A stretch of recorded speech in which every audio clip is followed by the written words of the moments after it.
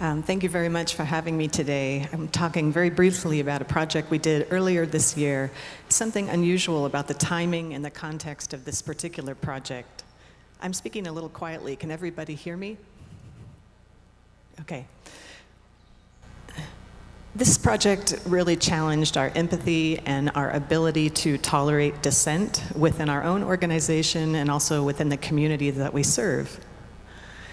This is a beautiful image by Richard Misrak, an American photographer, and this exhibition is called Cantos. Together with Guillermo Galindo, they created an amazing experience for guests. These two artists could not be more different. Richard is older, more established, very successful, and from the United States. Guillermo is very avant-garde, gender-bending, very experimental, and much younger, and from Mexico. And together they began to collaborate when they realized they had a shared interest in the lands of the border between Mexico and the United States. This is a work by Guillermo. It was made with some objects that were collected by Richard, who moved along the border freely because of his US citizenship, whereas for Guillermo, that was something very difficult to do. So Guillermo creates these sculptures that are musical in nature, and you ask yourself, what is this? Is this a piñata? Is this a landmine? Is it a weapon? Is it something for music? It's bedecked or covered with spent shotgun shells, so shells used by Border Patrol agents during their jobs. What's unusual about presenting this exhibition is that it was something that was a very difficult decision for our museum. And I sit on the executive team, but it's not my decision. We have to come to a consensus on this. And it was somewhat risky for us. We are an art museum. We are located in a very conservative part of the southern United States. You can see here the results of the 2016 election. So Hillary Clinton is the blue and Donald Trump is the red, and you can see Arkansas is the one with the circle, in case you don't know where that is, because I didn't either before I moved there 3 years ago. A very conservative part of the country, and yet it had been a Clinton stronghold in earlier times and very democratic, so a shift. A close-up of Arkansas showing the counties there. You can see the blue areas are the more democratic areas. They also have higher populations of African Americans. My area is upper left-hand side. This is the northwest corner of Arkansas. It is where Walmart is based. It is a more affluent area, and we do have a university. So we needed to be open-minded as an institution. We had lots of debate about this exhibition. Would it drive our base of general visitors away because it was so political and it was coming during such a difficult time in America's history? Would it bring a whole new audience to the museum, not only local Latino Hispanic communities, but other Caucasians who are interested in civic issues and younger generations who want to engage with political issues? I also had to be open-minded as well, because some of Guillermo's work I found challenging.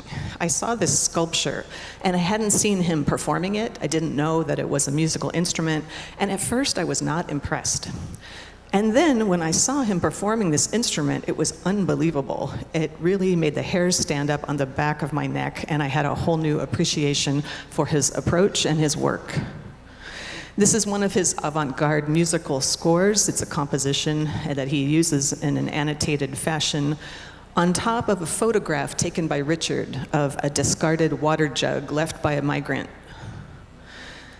We realized on our team we had one Mexican-American woman who was our educator. She was fantastic, but she could not carry this load alone. So we needed to reach out to our local community for some help in creating this exhibition and making it right for our location. So we gathered together a couple of different focus groups and also a longer-term advisory group that stood with us for about 7 months. Here the advisors are talking with us about marketing images. And what would be provocative and appropriate, or would we be crossing the line if we used an image as upsetting as this one? So we let the community debate this, and in the end, they advocated for this more harsh image because they felt that it would relate to Arkansans' interest in hunting. Also, might get people's attention because it was so strong and have impact for the exhibition. It's part of a series of targets that Richard shot, which are targets that the Border Patrol uses to practice shooting human beings. In the foreground, you see all these small objects. These are shotgun shells that have been used, hundreds and thousands of them. We really needed to listen to what the community was telling us, and this took, I think we entered the process with a little bit of fear. Would they take the process away from the museum professionals? Would we lose control of the project? Would they want to be too strident? All of these questions, I'm sure, went through everyone's minds at the beginning.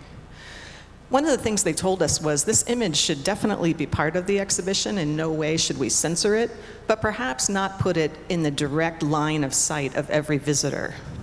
So on the floor plan, instead of putting that one on the line of sight, we put the one with multiple targets on the line of sight. The other image is over to the side. So if you're maybe a mother with young children and you don't want them confronted with that issue, with that image, you can pass by. We needed to act on the advice, not just listen. Listening was hard enough, but now we had to do things and make decisions. This is a close-up of that image, and I just have a couple more slides.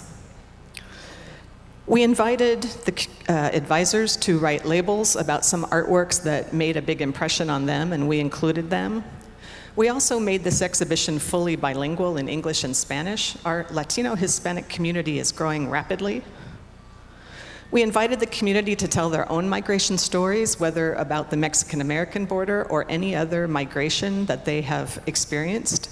And people responded with thousands of responses in 20 different languages in Bentonville, Arkansas. Lastly, also very few very negative responses, very few inappropriate responses. Lastly, Dreamers, 4 local Northwest Arkansas citizens who had crossed the border illegally and live undocumented in our area, bravely told their stories on video for the purpose of fostering empathy and understanding with the community. Oops. So in closing, what we learned from the community is to take a little page from their book and try to be fearless. Thank you.